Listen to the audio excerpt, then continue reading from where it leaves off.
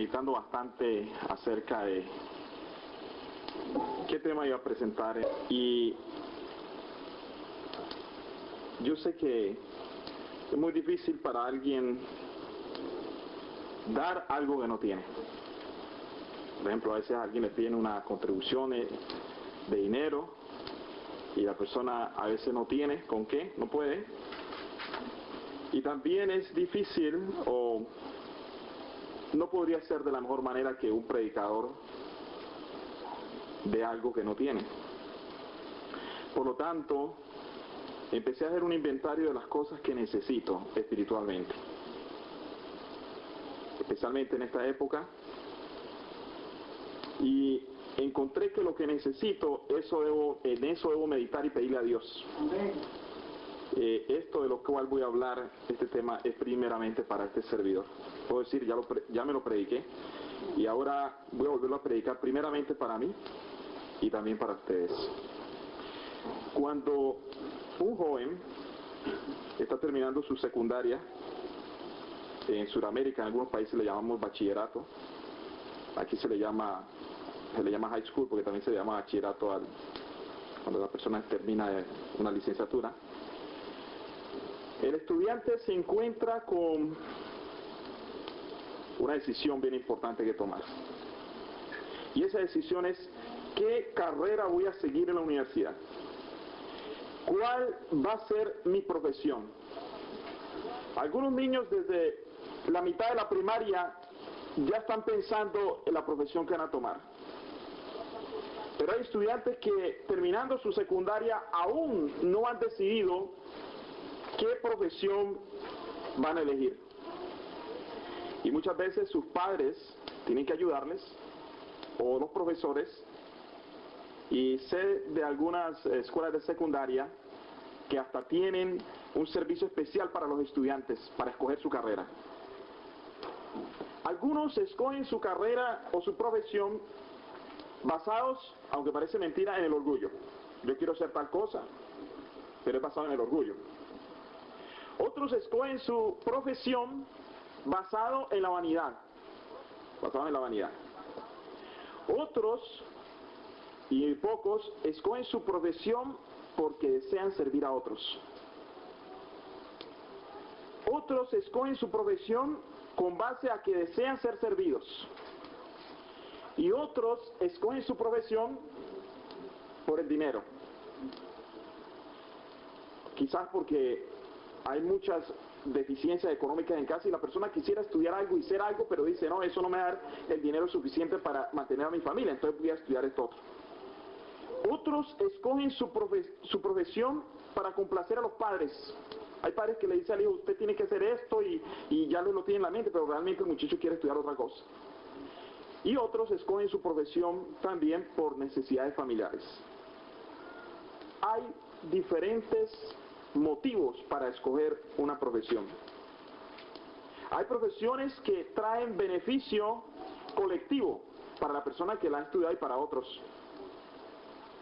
Hay profesiones que traen beneficio personal únicamente para la persona que la desea tomar, o quizás por su propia actitud. Y hay profesiones sin beneficio. Pero no importa la profesión que escojamos, no importando la profesión que escojamos, todos los seres humanos somos llamados por Dios a escoger, además de la profesión que escogemos para sostener nuestra vida, somos llamados a ejercer otra profesión que todo el mundo debe ejercer. El apóstol Pablo, en 1 Timoteo capítulo 6, versículo 12, se lo dice a Timoteo, le dice: pelea la buena batalla de la fe. 1 Timoteo 6, 12. Echa mano de la vida eterna, a la cual asimismo fuiste llamado, habiendo hecho la buena profesión delante de muchos testigos. Y también nos dice en Hebreos 10:23, también el apóstol Pablo dice allí, hablando de esa profesión, dice: mantengamos firme, sin fluctuar, la profesión de nuestra esperanza. En otras palabras, la profesión de ¿qué? De nuestra fe. porque fiel es el que prometió. Ahora, ¿está llamado el cristiano a mantener firme la profesión de fe por un determinado tiempo? ¿O será que debemos de mantener esa profesión de fe firme sin fluctuar toda nuestra vida? A veces vienen problemas y circunstancias en nuestra vida difíciles. En una oportunidad decía mi abuelo, hay cristianos que están llenos de fe y andan muy contentos con su fe, especialmente cuando no hay dificultades ni problemas. Pero cuando llega el problema, cuando llega la dificultad, cuando llega la prueba, allí es donde el cristiano se va a dar cuenta cómo está su profesión. Si realmente es una profesión de fe que lleva, o es simplemente una idea de profesión de fe. Pero vamos en esta noche a repasar, ya que estamos hablando de profesión de fe, vamos a repasar qué es la fe. Y una de las definiciones más grandes, y yo diría la más acertada de todas, es la definición de Hebreos 11:1. Es pues la fe, la certeza de lo que se espera, la convicción de lo que no se ve. Ahora mi pregunta es, ¿en qué se basa la importancia de la certeza de la fe? O sea, la certeza de lo que no se ve. ¿Por qué es tan importante? ¿Y por qué es tan importante la convicción de lo que no se ve? O sea, la certeza de lo que espera y la convicción de lo que no se ve. ¿Por qué son tan importantes? ¿Qué otro texto nos puede dar la importancia de estas dos cosas? O sea, la fe es la certeza de lo que no se ve y la convicción, la certeza de lo que se espera y la convicción de lo que no se ve. El mismo apóstol Pablo nos dice en 2 Corintios capítulo 4, versículo 18 dice, hablando de la convicción de las cosas que no se ven, dice, no mirando nosotros las cosas que se ven, sino las que no se ven, pues las cosas que se ven son temporales, mas las cosas que no se ven son eternas. En otras palabras, el apóstol Pablo invita a que tengamos una profesión que tiene que ver más, parece una contradicción, una profesión que tiene que ver más con lo que se ve. O sea, que va más allá de lo que se ve. O sea, el apóstol Pablo nos llama a que nuestra profesión esté basada, nuestra profesión de fe, esté basada en las cosas que no se ven. Es decir, porque si algo se ve ya deja de ser ¿qué? Por fe, ¿verdad? Porque la fe misma nos dice que es la certeza de lo que se espera. Es decir, la fe nos muestra que no es algo que ya está, primero. Y segundo, la fe es la convicción de lo que no se ve. O sea que la fe está basada en cosas que no se ven y en cosas que no están presentes aún. A través de la fe es como nosotros podemos ver a nuestro Padre Celestial. Es como nosotros podemos ver a nuestro Padre Celestial. Estaba leyendo la historia de un hombre que pasaron varios días sin ver a su hija, a su hijita, que era un bebé. Y cuando él se fue de casa, no muchos días pasaron, pero la bebé solo podía sentarse en su cuna. Lo único que podía hacer hasta ese momento era sentarse, estaba muy pequeñita. Y él siempre cargaba a su bebé, la llamaba por su nombre, la cargaba. Y él dijo, vamos a ver si después de estos días en que no había visto mi bebé, me va a reconocer. Entonces, él llegó a casa, se acercó al cuarto donde estaba la cuna de su niña y empezó a llamarla, Margot, y se escondió. Y la niña dejó sus juguetes y miró hacia el lugar donde oyó la voz de su padre, pero no lo vio. Luego volvió otra vez a atender sus juguetes y él por segunda vez llama Margot. Y la niña no solo mira donde oyó la voz, sino que con su miradita explora todo el cuarto y no ve a su padre. Y por tercera vez el padre le dice Margot. Y la niña inmediatamente mira hacia de donde viene la voz, rompe en llanto y estira sus bracitos. Porque la niña no ve al padre, pero sabe que ahí está. Porque ha oído su voz y la reconoce. El Señor Jesús dice que sus ovejas conocen su voz.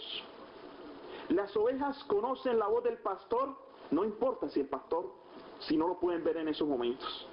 Nosotros como ovejas, quizás por los problemas, por las dificultades, quizás llega un momento en que sentimos que como que Dios no está con nosotros.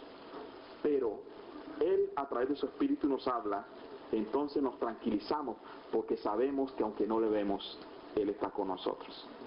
Porque sabemos que aunque parezca que no hay ni una puerta para resolver un problema, Dios tiene miles. Porque nuestro Padre Celestial es poderoso. Dios tiene siempre una solución para nosotros. En el Evangelio según San Juan, capítulo 20, versículo 9, el Señor le da una bienaventurada a aquellos que son como esa niña que no veían al Padre, pero sabía la niña que ahí estaba. Dice Jesús en respuesta a la actitud de Tomás, Juan capítulo 20, versículo 29, Jesús le dijo, porque me has visto, Tomás, creíste. Bienaventurados los que no vieron y creyeron. Es decir, aquellos que tienen la convicción de lo que no se ve. Aquellos que tienen la certeza de lo que se espera, que es la fe. Hace mucho tiempo, en una ciudad pequeña, en una casa, había un incendio, había un fuego, y todos los miembros de la familia salieron corriendo rápidamente, los que estaban en el primer piso. Pero un niño que estaba en el segundo piso no pudo bajar porque las gradas, las escaleras estaban llenas de humo y también había cogido fuego y estaban llenas de humo. Y el niño empezó a gritar y el padre desde afuera lo llamaba. Y él le gritaba al padre diciéndole, papá, papá, estoy aquí, papá, ven, ayúdame. Y el papá le gritaba, salta, asómate por la ventana, sal por la ventana. Y el niño llegó hasta la ventana. Pero por el humo el niño no podía ver al padre ya. Pero el padre le decía, aquí estoy, hijo, tírate. El niño le daba temor tirarse desde un segundo piso.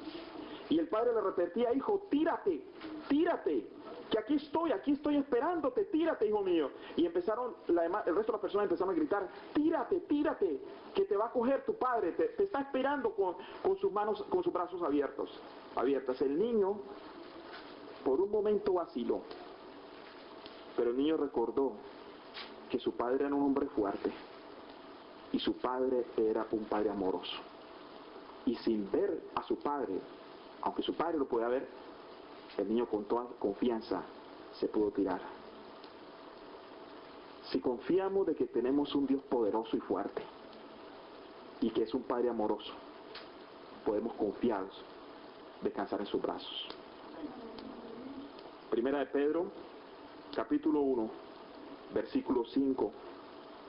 Allí el apóstol Pedro nos habla en cuanto a esa intención de Dios, la intención que tiene para nosotros como este Padre. Dice que sois guardados por el poder de Dios mediante la fe, para alcanzar la salvación que está preparada para ser manifestada en el tiempo postrero. Esto, mis hermanos, me enseña que no podemos ser guardados por el poder de Dios si no tenemos ¿qué? Fe. Ahí dice claramente que sois guardados por el poder de Dios mediante la fe, para alcanzar la salvación que está preparada para ser manifestada en el día postrero. Qué tan hermoso, mis hermanos, es saber que Dios está dispuesto a salvarnos. Aunque nosotros quizás no podamos ver el futuro, Dios está listo para traer a sus hijos soluciones, y no solo soluciones, para traer a sus hijos salvación. Dios tiene poder y Dios ha de proveer en toda dificultad. En una oportunidad un niño perdió a su padre, una familia bien pobre. La única entrada que había en ese hogar era la del padre. y eran bien pobres.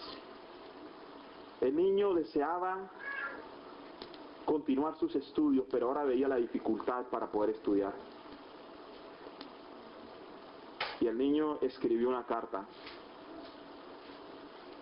Colocó su nombre como remitente y colocó para el Señor Jesús, y como dirección le puso en el cielo.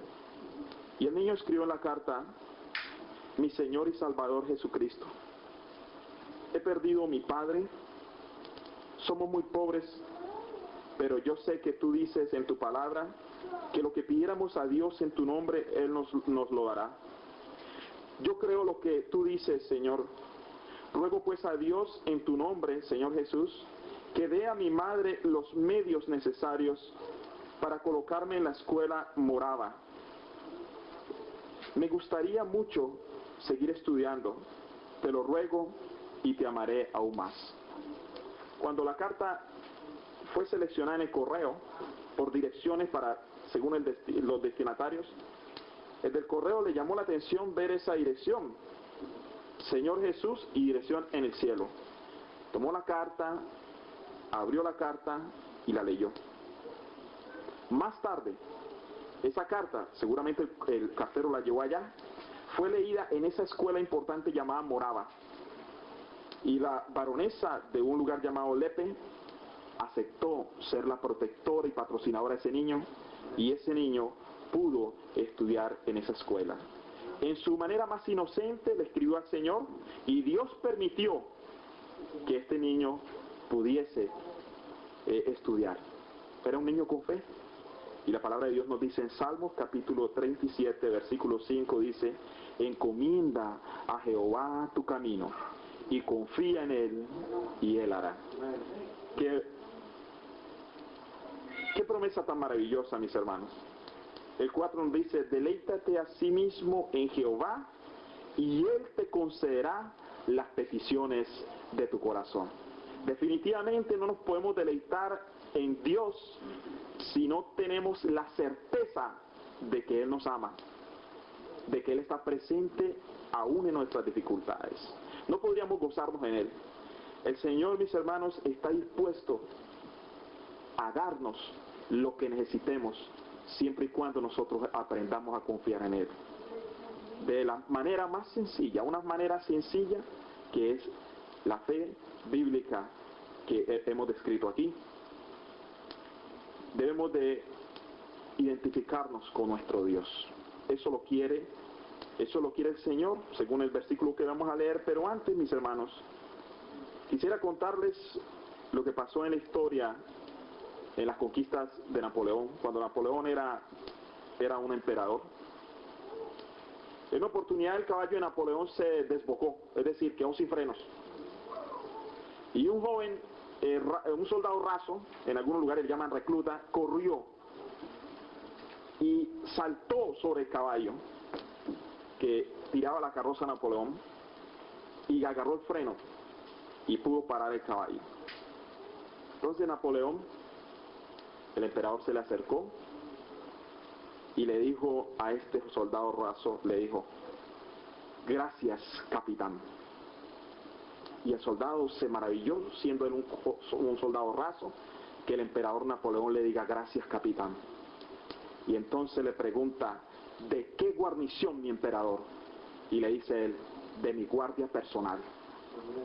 Entonces el soldado fue inmediatamente al jefe de la guardia personal del emperador y se presentó como capitán. Y el jefe de la guardia, al mirarlo y verlo vestido de soldado raso, le dice: capitán, ¿por órdenes de quién? Y dice él: por órdenes de mi emperador Napoleón I. Y desde ese momento dejó de ser un soldado raso, dejó de ser recluta y se convirtió en capitán, porque no tuvo la actitud de decir: tal vez el emperador está conmovido porque le salvé la vida, sino porque tuvo fe de que ese emperador lo estaba identificando con su guardia personal. El Señor, a través de su palabra, nos dice en el Evangelio según San Juan capítulo 1 versículo 12, dice: mas a todos los que le recibieron, a los que creen en su nombre, les dio potestad de ser hechos hijos de Dios. Es una parte muy importante de nuestra profesión de fe.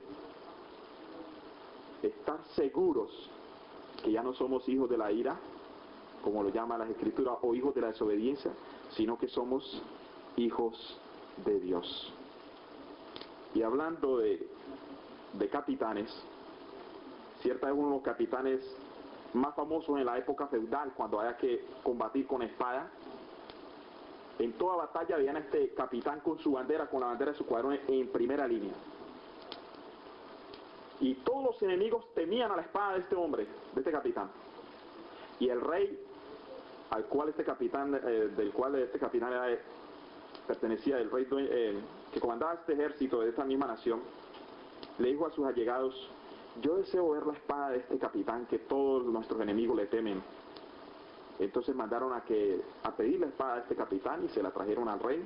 Y el rey empezó a medir la espada, empezó a mirarla, a examinarla, y después le mandó una nota al capitán diciendo: yo no veo nada de maravilloso en esta espada.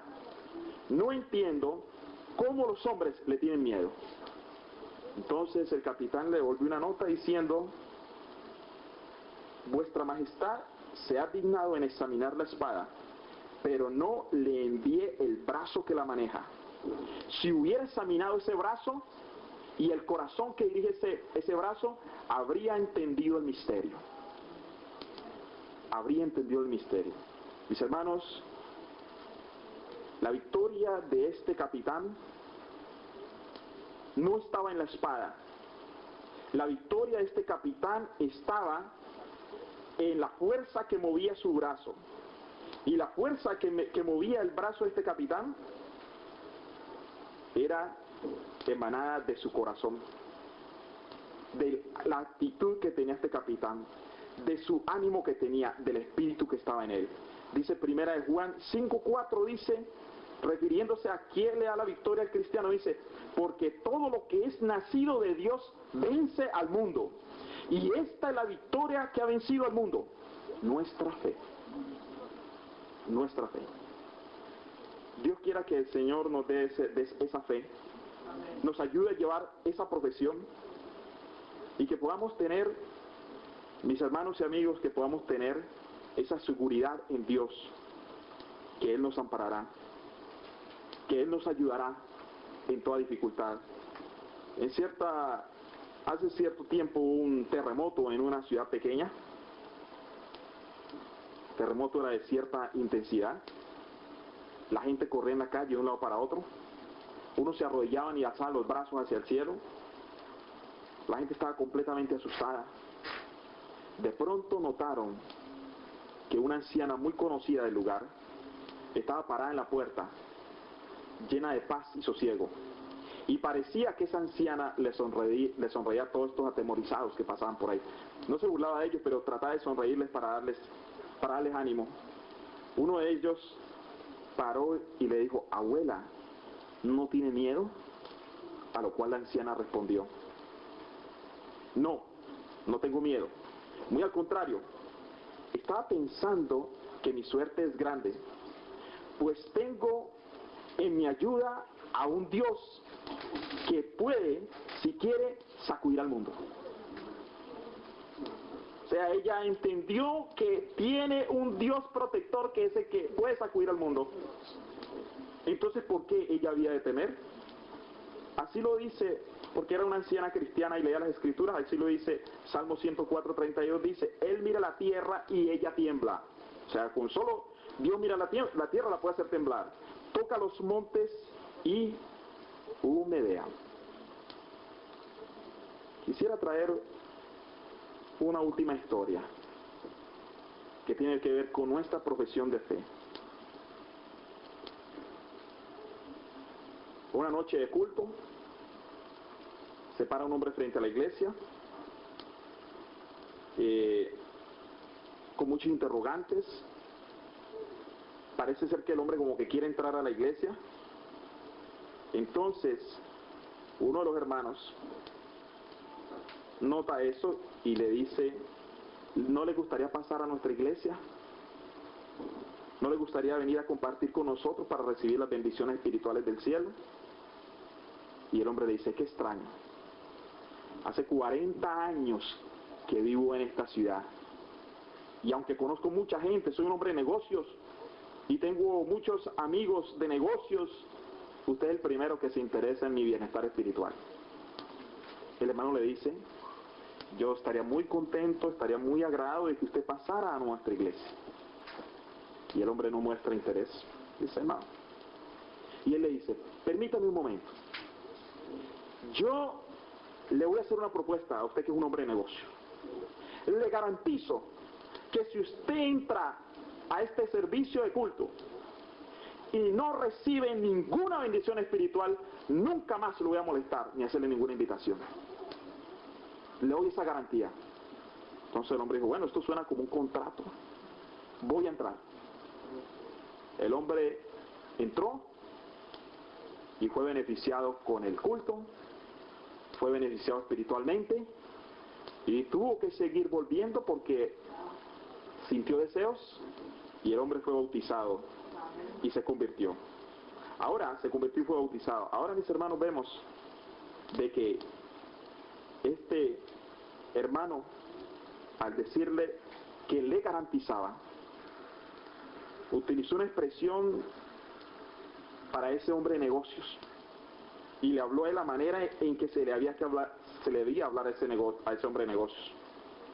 En la Biblia hay un mercader que también nos quiere dar garantías.